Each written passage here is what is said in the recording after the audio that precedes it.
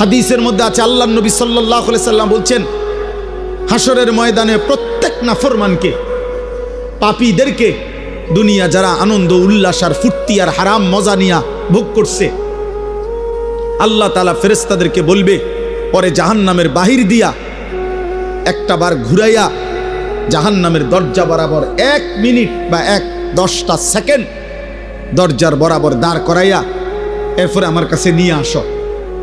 বিশুদ্ধ হাদিস। প্রত্যেক নাফরমানকে ফেরেশতারা জাহান্নামের বাহিরে ঘুরাইয়া দরজার সামনে 1 মিনিট বা 10টা সেকেন্ডের জন্য দাঁড় করাবে। জাহান্নামের একটা আগুনের বাতাস তার বুকটা বরাবর একটা ধাক্কা দিবে বাতাস। আল্লাহর কসম, নবী বলেন, ফেরেশতা যখন এরপরে ওই নাফরমান ব্যক্তিকে আল্লাহর সামনে আনবে, আল্লাহ তাআলা জিজ্ঞেস করবে, আমার বান্দা, দুনিয়ার হায়াত তো তুমি খুব আরামেই কাটাইছিলা, ঠিক না? তো সেই নাফরমান পাপী অথচ দুনিয়ায় যে ভোগ বিলাস করছে, সে আল্লাহকে বলবে, রব, জীবনে সুখ কি জিনিস আমি তা কোনোদিন দেখিনি। জাহান্নামে এখনো ঢোকে নাই, জাহান্নামের প্রথম বাতাসের ধাক্কা। প্রিয় ভাই, প্রিয় বন্ধু, দুনিয়া ভুলাই দিবে, সুখের দুনিয়া, সুখের দুনিয়া। এখনো অনেক ছেলে মাঝখানে মোবাইলের ছবি তুলাইতেছে। ফালতু বাপ, তুমি উঠে গেলে ভালো। আমি তো ভোটের জন্য আসি নাই, কাজে ব্যাপক জনসমর্থন আমার দরকার নেই। আমি নির্বাচনে প্রার্থী না, আমার কোনো ভোটের দরকার নেই, কাজে আমার ব্যাপক সমর্থন লাগবে এমন না। আমি 2-4-5 জন মানুষের সামনেও বয়ান করছি। অতএব দয়া করে আমি অনুরোধ করছি, আমাদের দিকে তাকাই আসুন। এবং সকল বক্তার ওয়াজ, নিজের ফায়দা দরকার। এই মোবাইলগুলোতে লক্ষ লক্ষ ওয়াজ আছে, সব বক্তার ওয়াজ আছে। দোস্ত, আমার জীবনে থাকা দরকার, আমার কলিজায় থাকা দরকার, আমার হৃদয়ে উপলব্ধি দরকার, আমার বিবেকের অনুভূতি দরকার। এটুকু যদি ভাবনা না আসে, 3টা ঘন্টা আল্লাহর কথা শুনলাম, অথচ আমার হৃদয়ে সামান্যতম কোনো নড়াচড়া হয় নাই, কি শুনলাম? বললই কি, শুনলামই কি? আয়োজনই হলো কি? হযরত জিবরাইল আলাইহিস সালাম প্রিয় নবী সাল্লাল্লাহু আলাইহি ওয়াসাল্লামের কাছে মানুষের সুরতে ওহী নিয়ে যতবার আসতেন, ততবার নবীজির সামনে এসে বসতেন। এবং প্রত্যেকবার বসতেন কিভাবে? এতটা মনোযোগ দিয়ে বসতেন, মুখোমুখি হয়ে। হাদিসে স্পষ্ট আছে, ফাআসনাদা রুকবাতাইহি ইলা রুকবাতাইহি, অর্থাৎ জিবরাইলের 2 হাঁটু রাসূলুল্লাহ সাল্লাল্লাহু আলাইহি ওয়াসাল্লামের 2 হাঁটু মুখোমুখি একদম বরাবর করে বসতেন। তো যদি আমার 2 হাঁটু বরাবর আরেকজন হাঁটু 2টা মুখোমুখি করে বসে, তাহলে বুক এটাও বরাবর, চেহারা এটাও বরাবর, এতটা বরাবর করে বসতেন। এরপরে নবীজির সাথে কথা বলতেন। এই জন্য আমাদের এই আখলাক দরকার। এটা সুন্নাত, এটা আমল, এটা আদব। আল্লাহর কথা শুনবার ক্ষেত্রে দোস্ত, শুধু কেবল বক্তা দেখলাম, কিছুক্ষণ শুনলাম, চলে গেলাম, এটা যেন না হয়, এটা যেন না হয়। কারো সুর ভালো, কারো টান ভালো, কারো হুঙ্কার ভালো, কারো ঝংকার ভালো, কেউ চিৎকার দিলে ভালো, কেউ কান্দা কান্দা কইলে ভালো, কেউ হাসাইলে ভালো। দোস্ত আমার, এটা কোনো মাহফিলের বিবেচ্য বিষয় না। এটা কোনোভাবেই ইনসাফের কথা না যে আমি শুধু এরকম কোনো একটা কিছুর জন্য অপেক্ষা করলাম। সুর দিলে আসি, নাইলে নাই, টান দিলে আসি, চিৎকার দিলে আসি, নাই তো নাই। না বাপ, আল্লাহর কথা এর জন্য না। কোরআনুল কারীমের মধ্যে আল্লাহ তাআলা বারবার এটা বলছেন, লাআল্লাকুম তাযাক্কারুন। কেন আমার কথা নাজিল করছি? আল্লাহ তাআলা বলেন, যেন তোমরা উপদেশ গ্রহণ করতে পারো। লাআল্লাকুম তাযাক্কারুন, ইয়াইযুকুম লাআল্লাকুম তাযাক্কারুন। আল্লাহ বলেন, আমি ওয়াজ করছি যেন তোমরা উপদেশ গ্রহণ করতে পারো। লাআল্লাহুম ইয়াত্তাকুন, আমার বান্দারা যেন আল্লাহকে ভয় করতে পারে। লাআল্লাকুম তাত্তাকুন, যেন তোমরা মুত্তাকি হতে পারো। এইভাবে কোরআনে বলছে লাআল্লাহুম ইয়াতাফাক্কারুন, যেন আমার বান্দারা ভাবতে পারে। বহু আয়াত আছে কোরআনের এ কথা যে আল্লাহ চায় বান্দা তুমি আমার কথা থেকে ভাবো, আমার বন্ধুর আখলাক দেখে ভাবো, ফিকির করো, চিন্তা করো, ভাবনা করো। ফাতাবিরু ইয়া উলিল আবসার, আল্লাহ নিজে বলছে হে চোখওয়ালারা তোমরা ভাবো। ফাতাবিরু ইয়া উলিল আলবাব, হে বিবেক বুদ্ধিওয়ালারা তোমরা ভাবো। ইন্নামা ইয়াতাযাক্কারু উলুল আলবাব, আল্লাহ বলেন আমার কোরআন থেকে বিবেকবানরা উপদেশ গ্রহণ করে।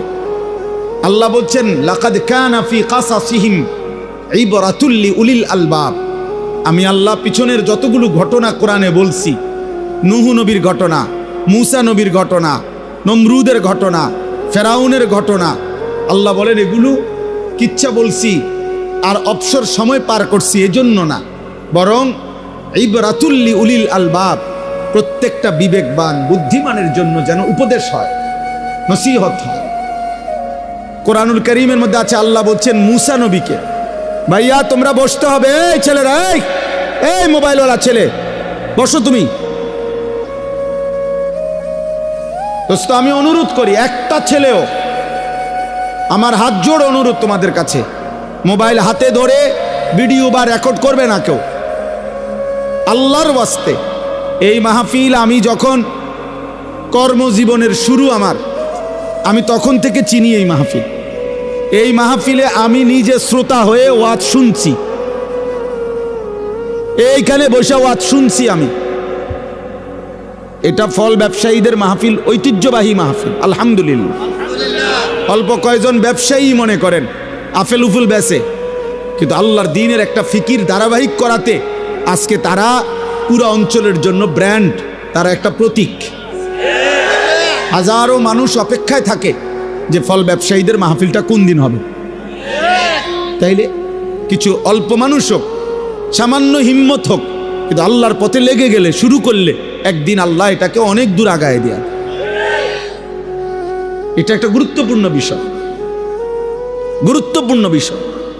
এই জন্য দোস্ত আমি অনুরোধ করছি, আমরা প্রত্যেকে একজনও 2 দিন ব্যাপী এই মাহফিলের লাখ লাখ টাকা খরচ, কারো 10 টাকা, কারো 5 টাকা, কারো কষ্টে ভেজা টাকা, সারাদিন দামাদামি মুলামুলি করে এরপরে অর্জন করা বেচারার লাভের কয়টা টাকার থেকে সে এখানে মাহফিলে দিছে, আখেরাতের আশায় দিছে।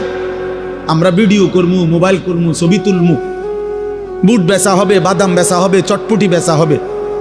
প্রিয় ভাই, প্রিয় বাবা, এর জন্য এত বড় মাহফিল সাজানো হয় নাই। এটা ইনসাফ না বাপ, এটা ইনসাফ। 10 লাখ টাকা যদি খরচ হয়, তাহলে এই 5-10 লাখ টাকার মাকসাদ এটা নয়, বরং আখেরাত। আখেরাত, পরকালের একটু সঞ্চয়, আখেরাতের একটু পুঁজি, আখেরাতের পুঁজি। এই জন্য দোস্ত আমি অনুরোধ করছি প্রত্যেকে, আমার কথা হইল মোবাইল চালাবার দরকার তো আপনি বাইরে যান, আল্লাহর কথা দিল দিয়ে শোনেন, দরদ নিয়ে শুনেন। বলতেছিলাম ফেরাউনের মতো কাফেরের কাছেও যখন আল্লাহ তাআলা মূসা আলাইহিস সালামকে পাঠাইছেন, কোরআনে আছে আল্লাহ বলছেন হে মূসা, ফেরাউনের মতো এই খোদা দাবিদার, এই নিকৃষ্ট কাফের, এত বড় জালেম, তার কাছে তুমি যাও, আমার কথা বলো, কালেমার দাওয়াত দাও। কেন? লাআল্লাহু ইয়াতাযাক্কারু আও ইয়াখশা, এই যে কোরআন শরীফের আয়াত, ফাকুলা লাহু কাওলান লাইয়িনা লাআল্লাহু ইয়াতাযাক্কারু আও ইয়াখশা। এই পাঞ্জাবিওয়ালা, এই পাঞ্জাবিওয়ালা, অটো নাকি? হুজুর অটো উঠাও, সিএনজি উঠাও, বাজারে দেখো জ্যাম লাগিয়া গেছে, ওগুলো উঠাও।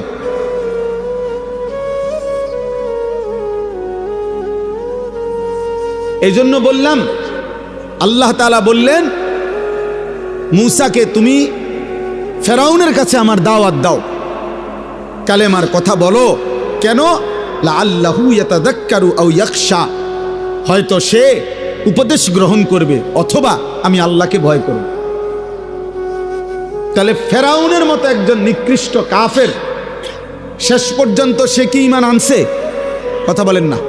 কিন্তু তবুও আল্লাহ তাআলা তার কাছেও যখন পেশ করছে দিন, মুসা নবীকে পাঠাইছেন, বলছে আমি আল্লাহর উদ্দেশ্য, হয় সে উপদেশ গ্রহণ করবে, নয়তো আমি আল্লাহকে ভয় করব। তাহলে পৃথিবীর নিকৃষ্ট কাফেরের কাছেও আল্লাহর দিন পৌঁছানোর উদ্দেশ্য একটাই, উপদেশ গ্রহণ, আল্লাহকে ভয় করা। তো সেখানে আমাদের কাছে আল্লাহর দিন পেশ করার মাকসাদ কি? তামাশা শুধু? তাইলে আপনি বক্তা যাচাই করে কি লাভ? যে অমুক বক্তার সুরটা ভালো হয়েছে, অমুক বক্তারে এটা ভালো হয়েছে। আমার ভাই, এটা দিয়ে হবে কি? এটা দিয়ে কি হবে? আখেরাত দরকার, আখেরাত দরকার, আখেরাত দরকার। আপনি যদি বুঝেন তবুও আখেরাত হবে, আপনি যদি না বুঝেন তবুও আখেরাত। ভুলে গেলেও আখেরাত হবে, স্মরণে থাকলেও আখেরাত হবে। গোলামি করলেও আখেরাত হবে, নাফরমানি করলেও আখেরাত হবে।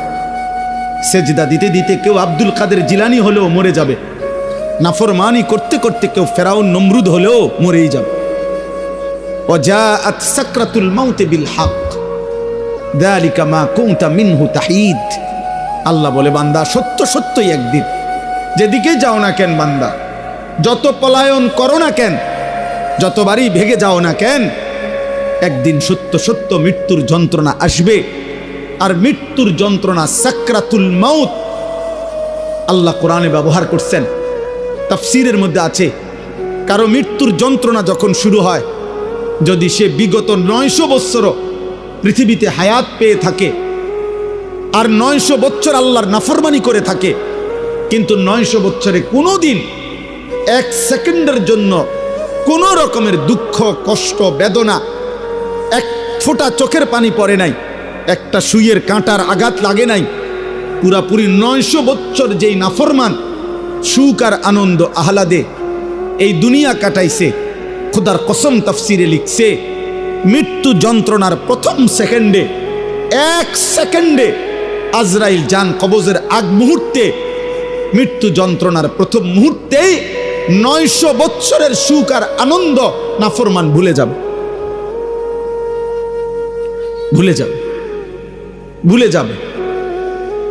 পরবর্তী সেকেন্ড যদি তাকে জিজ্ঞেস করা হয়, হে আল্লাহর বান্দা, বিগত দুনিয়াটা তো তুমি খুব আরাম এবং আয়েশে কাটাইছিলা, খোদার কসম তখন ওই নাফরমান বলবে, মাওলা সুখ কি জিনিস আমি তা জীবনে কোনোদিন দেখি নাই, অথচ সে সুখেই ছিল।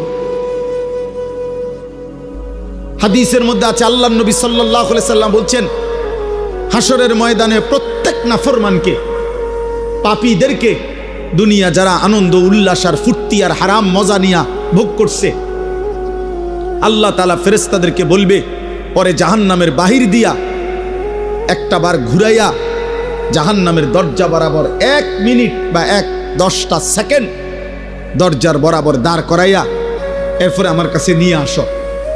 বিশুদ্ধ হাদিস। প্রত্যেক নাফরমানকে ফেরেশতারা জাহান্নামের বাহিরে ঘুরাইয়া দরজার সামনে 1 মিনিট বা 10টা সেকেন্ডের জন্য দাঁড় করাবে। জাহান্নামের একটা আগুনের বাতাস তার বুকটা বরাবর একটা ধাক্কা দিবে বাতাস। আল্লাহর কসম, নবী বলেন, ফেরেশতা যখন এরপরে ওই নাফরমান ব্যক্তিকে আল্লাহর সামনে আনবে, আল্লাহ তাআলা জিজ্ঞেস করবে, আমার বান্দা দুনিয়ার হায়াত তো তুমি খুব আরামেই কাটাইছিলা, ঠিক না? তো সেই নাফরমান পাপী অথচ দুনিয়ায় যে ভোগ বিলাস করছে, সে আল্লাহকে বলবে, রব জীবনে সুখ কি জিনিস আমি তা কোনোদিন দেখিনি। জাহান্নামে এখনো ঢোকে নাই, জাহান্নামের প্রথম বাতাসের ধাক্কা, প্রিয় ভাই, প্রিয় বন্ধু, দুনিয়া ভুলাই দিবে। সুখের দুনিয়া, সুখের দুনিয়া। এখনো অনেক ছেলে মাঝখানে মোবাইলের ছবি তুলাইতেছে। ফালতু বাপ, তুমি উঠে গেলে ভালো। আমি তো ভোটের জন্য আসি নাই, কাজে ব্যাপক জনসমর্থন আমার দরকার নাই। আমি নির্বাচনে প্রার্থী না, আমার কোনো ভোটের দরকার নাই, কাজে আমার ব্যাপক সমর্থন লাগবে এমন না। আমি 2-4-5 জন মানুষের সামনেও বয়ান করছি। অতএব দয়া করে আমি অনুরোধ করছি, আমাদের দিকে তাকাই আসুন। এবং সকল বক্তার ওয়াজ, নিজের ফায়দা দরকার। এই মোবাইলগুলোতে লক্ষ লক্ষ ওয়াজ আছে, সব বক্তার ওয়াজ আছে। দোস্ত, আমার জীবনে থাকা দরকার, আমার কলিজায় থাকা দরকার, আমার হৃদয়ে উপলব্ধি দরকার, আমার বিবেকের অনুভূতি দরকার। এটুকু যদি ভাবনা না আসে, 3টা ঘন্টা আল্লাহর কথা শুনলাম, অথচ আমার হৃদয়ে সামান্যতম কোনো নড়াচড়া হয় নাই, কি শুনলাম? বললই কি, শুনলামই কি? আয়োজনই হলো কি? 10 ঘন্টা ওয়াজ শুনলাম, আমার হৃদয়ে কোনো অনুভূতি জাগে নাই। হাদিসের মধ্যে আছে, হযরত ইরবাদ ইবনে সারিয়া বলেন রাদিয়াল্লাহু তাআলা আনহু, নবীজি আমাদের সামনে ওয়াজ করেছেন। ওয়াজানা রাসূলুল্লাহ সাল্লাল্লাহু আলাইহি ওয়াসাল্লাম, নবীজি যখন আমাদের সামনে ওয়াজ করলেন, তিনি বলেন, জারাফাত মিনহাল উয়ুন ওয়া ওয়াজিলাত মিনহাল কুলুব, আমাদের প্রত্যেকের চোখ দিয়ে অঝরে পানি ঝরতে লাগলো এবং আমাদের অন্তরগুলো আল্লাহর ভয়ে কাঁপতে শুরু করলো।